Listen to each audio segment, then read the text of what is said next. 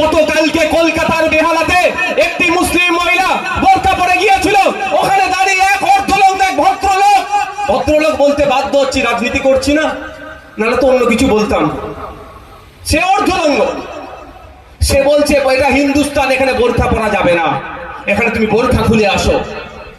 যে বলেছিল মুসলমানদের বাঁচাবো, তারই আমলে মুসলমান মহিলা বোরকা পরে গেলে বলছে বোরকা খুলে আসো। সংবিধানের 25 নম্বর ধারাটা খুলে দেখে নিন। সংবিধানের 25 নম্বর ধারাতে বলা আছে, আমি আমার ধর্মচারণ, আমি আমার রিলিজিয়াস প্র্যাকটিস আমি আমার মতো করে করব। প্রত্যেকটা ধর্মের মানুষকে বলা আছে। তো রিলিজিয়াস প্র্যাকটিসের মধ্যে অবশ্যই বোরকাটা ইনক্লুড আছে, ধরেছে সংবিধানের গণ্ডির মধ্যে আছে, কিন্তু তাকে বলা হচ্ছে যে তুমি বোরকা খুলে আসো, এটা হিন্দুস্তান। 24 ঘন্টা পার হতে চলে যাচ্ছে, এখনো তাকে তো গ্রেফতার করেনি। প্রশ্ন উঠবে না? পুরো বুকা বানাচ্ছে। একটা কেন্দ্রে আছে, একটা রাজ্যে আছে। কেন্দ্রের বললে খুব মজা লাগে শুনতে, আর রাজ্যের বললে অনেকের বুক ফাটে। কেন বলো তো? এটা খারাপ জিনিস।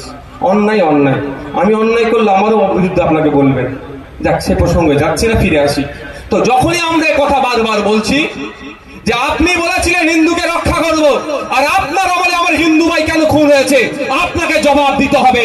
এবং এই খুন হয়ে যাওয়ার পিছনে কোন গাদ্দার গুলো আছে, যেই গাদ্দার গুলো ওই জঙ্গি গুলোকে আমার দেশে আসতে সহযোগিতা করলো, আমার হিন্দু ভাইদের খুন করতে সহযোগিতা করলো, সেই গাদ্দার গুলোকে খুঁজে বার করতে হবে, ফাঁসিতে ঝোলাতে হবে। আজকে আমাদের তাহলে আমি যুদ্ধ বন্ধ করবো, না লাগাতার আক্রমণ করবো।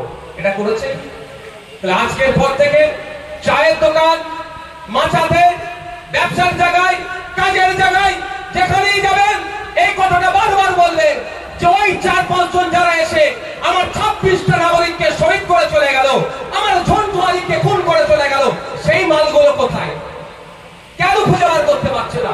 পাকিস্তান, আফগানিস্তান, বাংলাদেশ কোলের উপরে বসে থাকলো, তাদেরকে খুঁজে বার করে আনতে হবে, নিয়ে এসে ভারতবর্ষের আইনে বিচার করতে হবে।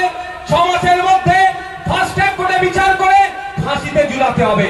ওই যাব্যজীবন চলবে না। ও আমার দেশের আবার ডাল ভাত খাবে, আমাদের ট্যাক্সের টাকা আবার ও ধ্বংস করবে। ব্যবস্থা তুলতে হবে তো ভাই, না তুললে ওই হিন্দু মুসলমান খেলা খেলবে।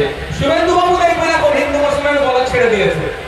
প্রথমে খুব পাবলিক আনন্দ ছিল যে হিন্দুকে এসে ধর্ম দেখে বেরোচ্ছে। আমিও বলছি যেটা সত্যি কথা, একদম বাস্তব কথা, হিন্দু হওয়ার জন্য বেরোচ্ছে। আমি নওশাদ সিদ্দিকী আমি বলছি, কারণ পশ্চিমবাংলায় 3 জন মারা গিয়েছে, 3টে ভাইকে শহীদ করেছে। 2 জন হচ্ছে কলকাতার, 1 জন পুরুলিয়ার। কলকাতার আমি একজনের বাড়ি গিয়েছিলাম, সমীর গুহ, তার ফ্যামিলির সাথে কথা বলেছি, তার স্ত্রী, তার পরিবার পরিজনের সাথে কথা বলেছি, তার স্ত্রী তার সাথে ছিল। তিনি আমাকে অনেক কথা বলেছেন, তার মধ্যে কথাও বলেছেন ধর্ম দেখে গুলি করা হয়েছে।